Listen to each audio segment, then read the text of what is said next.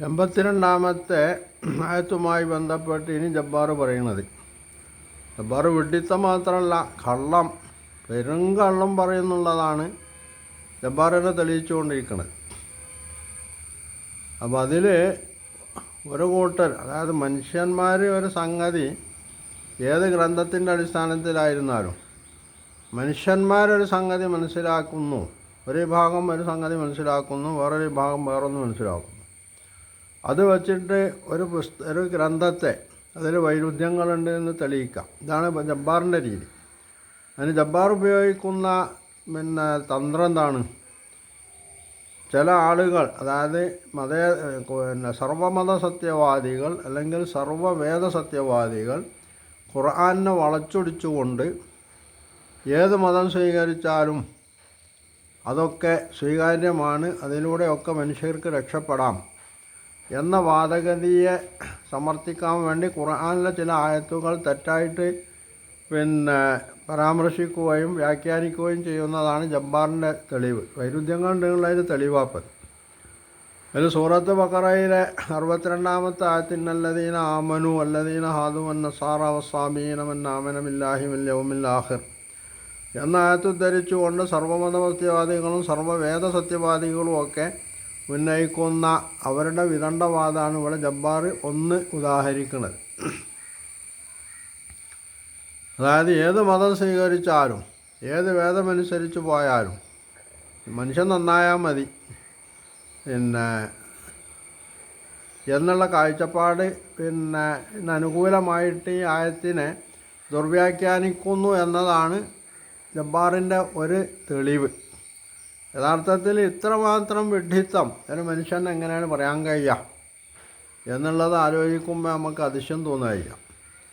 കാരണം ജബ്ബാർ ഇവിടെ പറയാനുദ്ദേശിക്കുന്ന, അല്ലെങ്കിൽ ഈ സർവവേദ സത്യവാദികൾ ഉദ്ധരിക്കുന്ന ഈ ആയത്ത് തന്നെയും അവർക്ക് അവിടെ വാദത്തിന് ഘടകവിരുദ്ധമാണ് എന്ന് ആ ആയത്ത് തന്നെയാണ് തെളിവ്. കാരണം അവിടെ ഇന്നല്ലദീന ആമനു വല്ലദീന ഹാദു വന്നസാറ വസ്സാബീൻ, വിശ്വാസികളാണെന്ന് വാദിക്കുന്ന ആളുകളാവട്ടെ, യഹൂദരാവട്ടെ, ക്രിസ്ത്യാനികളാവട്ടെ, സാബികളാവട്ടെ, അങ്ങനെ ലോകത്തുള്ള ഏത് മത വിഭാഗങ്ങളായാലും മതമില്ലാത്തവരായിരുന്നാലും, തുടർന്ന് പറഞ്ഞത് എന്താണ്? മൻ ആമന ബില്ലാഹി വൽ യൗമിൽ ആഖിർ. രണ്ട് അടിസ്ഥാനങ്ങൾ അവർ അംഗീകരിച്ചെങ്കിൽ മാത്രമേ അവർക്ക് വിജയമുള്ളൂ. രണ്ടടിസ്ഥാനം എന്താണ്? ഒന്ന് അള്ളാഹുവിൻ്റെ ഏകത്വമാണ്, രണ്ടാമത്തേത് പരലോക ജീവിതമാണ്. ഈ അള്ളാഹുവിൻ്റെ ഏകത്വം അംഗീകരിച്ച് പരലോക ജീവിതമുണ്ടെന്ന് അംഗീകരിച്ച് അതിനനുസൃതമായിട്ട് സൽക്കർമ്മങ്ങൾ ചെയ്യണം. അങ്ങനെ ചെയ്യുന്നവർക്കേ രക്ഷയുള്ളൂ. വലഹും അജ്റുഹും ഇൻദ റബ്ബിഹിം വലാ ഖൗഫുൻ അലൈഹിം വലാ ഹും യഹ്സനൂൻ.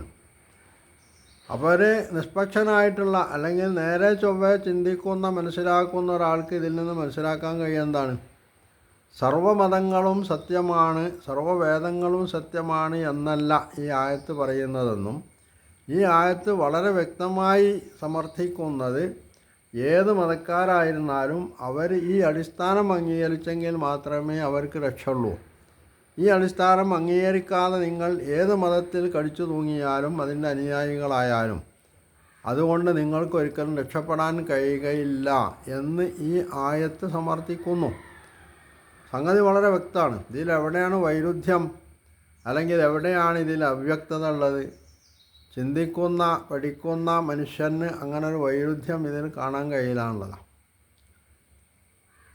എന്നിട്ട് ഇതിന് വൈരുദ്ധ്യം ഉണ്ടെന്ന് വരുത്തി തീർക്കാണ് യഥാർത്ഥത്തിൽ ഇവിടെ ജബ്ബാർ ചെയ്യുന്നത്. ഇനി ജബ്ബാർ പറയുന്ന മറ്റൊരു സംഗതി, നേരെ ഇതിന് ഘടകവിരുദ്ധമായി ഇസ്ലാമല്ലാത്ത മറ്റു ഒരു മതവും സ്വീകരിച്ചിട്ട് കാര്യമില്ല എന്ന് മാത്രമല്ല, മറ്റ് മതസ്ഥരെയൊക്കെ കളയണമെന്ന് ഖുർആൻ പറയുന്നു എന്നാണ്. ഇത് അതിനേക്കാൾ വലിയ മണ്ടത്തരാണ്.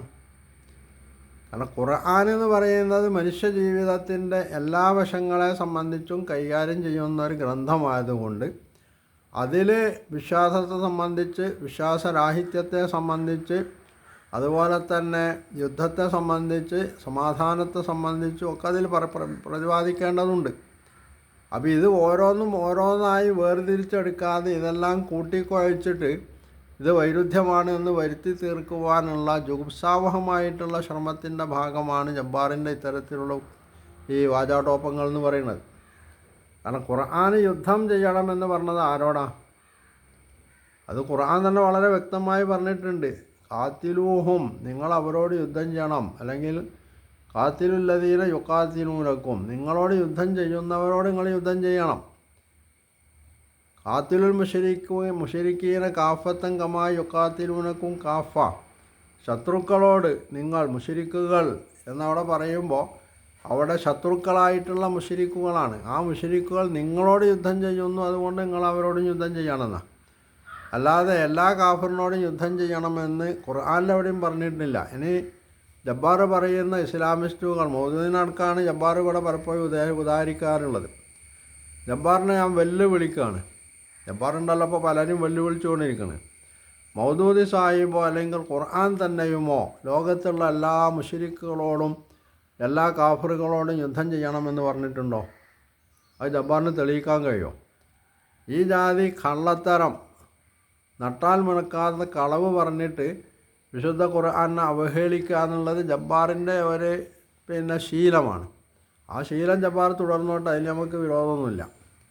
പക്ഷേ കള്ളത്തരം തന്നെ പറഞ്ഞിട്ട്, പൊള്ളു തന്നെ പറഞ്ഞിട്ട് മനുഷ്യരെ അവഹേളിക്കുകയും അല്ലെങ്കിൽ ഒരു ഗ്രന്ഥത്തെ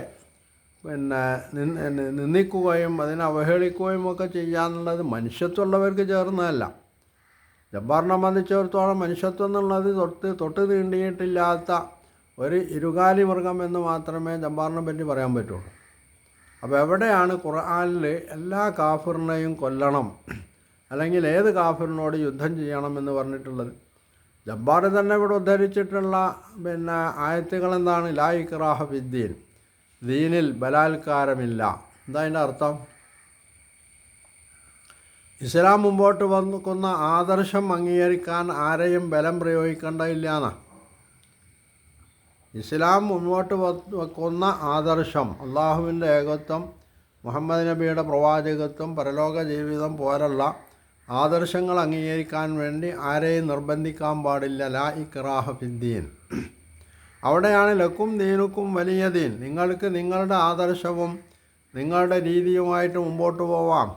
പക്ഷേ എനിക്ക് എൻ്റെ ആദർശവും എൻ്റെ രീതിയുമായിട്ട് മുമ്പോട്ട് പോവാൻ നിങ്ങളും അനുവദിക്കണം എന്നാണ് അവിടെ നബി സല്ലല്ലാഹു ഖുർആൻ പറയുന്നത്. ഇതെങ്ങനെ വൈരുദ്ധ്യമാവുക? ഇനി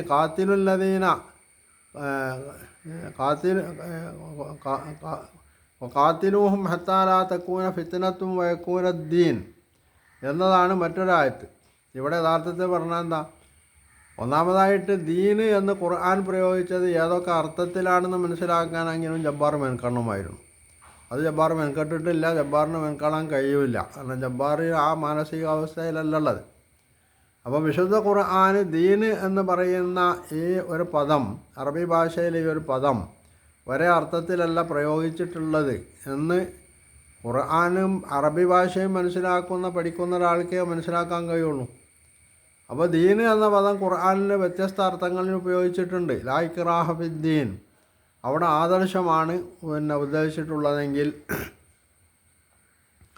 ലാ യഖുദുക്കും ഫീ ദീനില്ലാഹി ലാ തഖുദുക്കും റൗഫത്തും ഫീ ദീനില്ലാ, വ്യഭിചരിച്ച സ്ത്രീ പുരുഷന്മാരെ ശിക്ഷിക്കുന്ന കാര്യത്തിൽ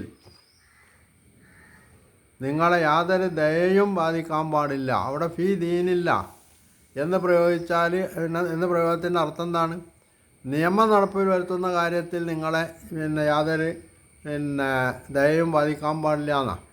ഒരു രാഷ്ട്രത്തിൻ്റെ, ഒരു സമൂഹത്തിൻ്റെ സുഗമമായിട്ടുള്ള മുമ്പോട്ട് പോക്കിന് നിയമം അതതിൻ്റെ ശരിയായ രീതിയിൽ നടപ്പിൽ വരുത്താനുള്ള അനിവാര്യം.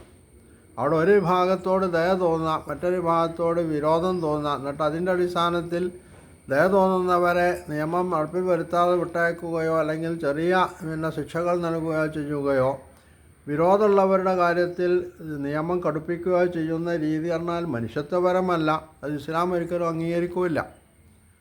അതാണ് ഇവിടെ വിശുദ്ധ ഖുർആൻ പറഞ്ഞത് ലാ തഖുദുക്കും ബിഹിമാ ഫീ റൗഫത്തും ഫീ ദീനില്ലാ. അവിടെ ദീന് പറഞ്ഞാൽ നിയമമാണ്. ഇനി കാത്തിലൂഹും ഹത്താ ലാ തകൂന ഫിത്നത്തും വയകൂന ദീനു ലില്ലാഹ്, എന്ന് പറഞ്ഞതോ ഒരു രാഷ്ട്രത്തിൽ താമസിക്കുന്ന ആളുകൾ, അവിടെ മുസ്ലിമും ഉണ്ടാവും അമുസ്ലിമും ഒക്കെ ഉണ്ടാവും.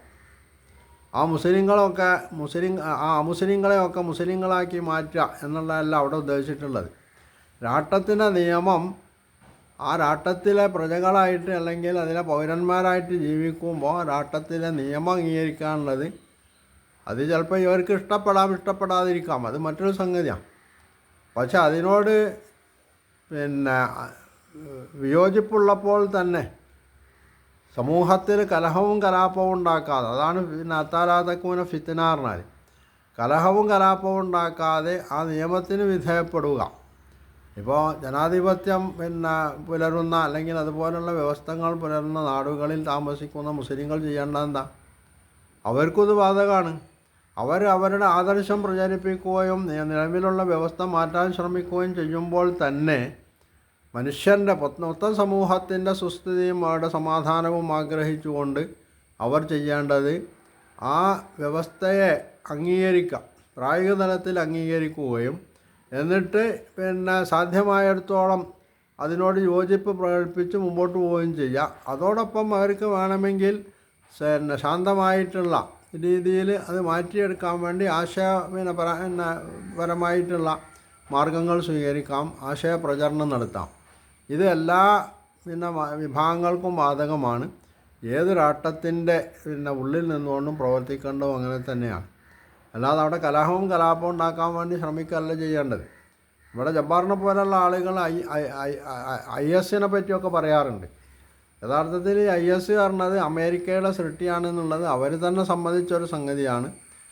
അതുണ്ടായിരിക്കെയാണ് ജബ്ബാറിനെ പോലുള്ള ഇത്തരത്തിലുള്ള ദുഷ്ടബുദ്ധികൾ അതിനെ ഇസ്ലാമിൻ്റെ ഒരു സിമ്പലായിട്ട് അല്ലെങ്കിൽ ഇസ്ലാമിൻ്റെ ആളുകളായിട്ട് അവരെ മുന്നോട്ട് എഴുന്നള്ളിച്ചു കൊണ്ടുവരുന്നത്. കാരണം അവർക്ക് അതിൻ്റെ ആവശ്യമുണ്ട്. ഇസ്ലാമിനെ അടിക്കണമെങ്കിൽ ഇതുപോലുള്ള തീവ്ര നിലപാട് സ്വീകരിക്കുന്ന, ഇസ്ലാമുമായിട്ട് യഥാർത്ഥത്തിൽ തന്നെ ബന്ധമില്ലാത്ത ഇത്തരം ആളുകളെ ഉയർത്തിപ്പിടിച്ചു കൊണ്ട് വന്നാലേ അവർക്ക് ഇസ്ലാമിനെ അടിക്കാൻ കഴിയുള്ളൂ. അതേസമയം ലോകത്ത് കോടിക്കണക്കിന് മനുഷ്യർ, മുസ്ലിങ്ങളായിട്ടുള്ള മനുഷ്യർ സമാധാനപൂർവ്വം ഇത്തരത്തിലുള്ള യാതൊരു കാഴ്ചപ്പാടും ഇല്ലാതെ, അതായത് മറ്റുള്ളവരോട് ശത്രുത പുലർത്തണം എന്നുള്ളൊരു കാഴ്ചപ്പാടും ഇല്ലാതെ ജീവിക്കണവരുണ്ട്. ഇവരൊന്നും ഇവർക്ക് ഇസ്ലാമിൻ്റെ പ്രതിധാനങ്ങളായിട്ട് കാണാൻ കഴിയില്ല. അപ്പോൾ തനി ദുഷ്ടബുദ്ധിയുമായിട്ടാണ് ജബ്ബാറിനെ പോലുള്ള ആളുകൾ ഇത്തരത്തിലുള്ള വാദഗതികൾ ഉന്നയിക്കുന്നത് എന്നതിൻ്റെ തെളിവ് ജബ്ബാർ തന്നെയാണ്, അല്ലെങ്കിൽ ജബ്ബാറിൻ്റെ വാദഗതികൾ തന്നെയാണ്. അപ്പോൾ യഥാർത്ഥത്തിൽ മനുഷ്യർ തമ്മിൽ ഉണ്ടാകുന്ന അഭിപ്രായ വ്യത്യാസങ്ങൾ പോലും ആ അഭിപ്രായ വ്യത്യാസങ്ങളെ എങ്ങനെ കൈയാളണമെന്നും അതിൻ്റെ രീതി എന്താണെന്നും ഒക്കെ ഖുർആൻ വളരെ വ്യക്തമായി പറഞ്ഞിട്ടുണ്ട്. ആ രീതി യഥാർത്ഥത്തിൽ ഇസ്ലാമിൻ്റെ ആദ്യകാലത്ത് ഖുലഫാഉർ റാഷിദുകളൊക്കെ കൈക്കൊണ്ടിട്ടുള്ളതുമാണ്. ജബ്ബാർ പറഞ്ഞ മാതിരി അന്ന് അവിടെ ഇത്തരത്തിലുള്ള സംഗതികളുടെ പേര് ഒരു കലാപവും നടന്നിട്ടില്ല. രാഷ്ട്രീയമായിട്ട് ആർക്ക് അധികാരം കിട്ടണം എന്നുള്ളതിനെ സംബന്ധിച്ച് പിന്നീട് കലാപം നടന്നിട്ടുണ്ട്. അതുപോലും നടന്നിട്ടുള്ളതിൻ്റെ കാരണം എന്താ? ഖുർആൻ അതിന് നിർദ്ദേശം നൽകാത്തതല്ല, ഖുർആൻ്റെ നിർദ്ദേശം അവർ പാലിക്കാതെ പോയതാണ്. അവിടെയാണ് അബദ്ധം. ഖുർആൻ പറഞ്ഞ നിർദ്ദേശം അത് അവർ അംഗീകരിച്ചിരുന്നെങ്കിൽ ആ കലാപത്തിന് പോലും അവിടെ യാതൊരു സാധ്യതയുണ്ടാകുമായിരുന്നില്ല. അപ്പോൾ മനുഷ്യൻ വ്യതിചലിക്കുന്നത് വിശുദ്ധ ഖുർആനിൻ്റെ വൈരുദ്ധ്യത്തിന് തെളിവായിത്തീരുന്ന ഈ വൈരുദ്ധ്യമാണ് യഥാർത്ഥത്തിൽ ഇവിടെ മനസ്സിലാക്കപ്പെടേണ്ടത്. ജബ്ബാറിനെ പോലുള്ള ദുഷ്ടബുദ്ധികൾക്ക് അത് മനസ്സിലാവില്ല എന്നല്ല, അതവർ അംഗീകരിക്കാൻ കൂട്ടാക്കില്ല എന്നതാണ് വസ്തുത.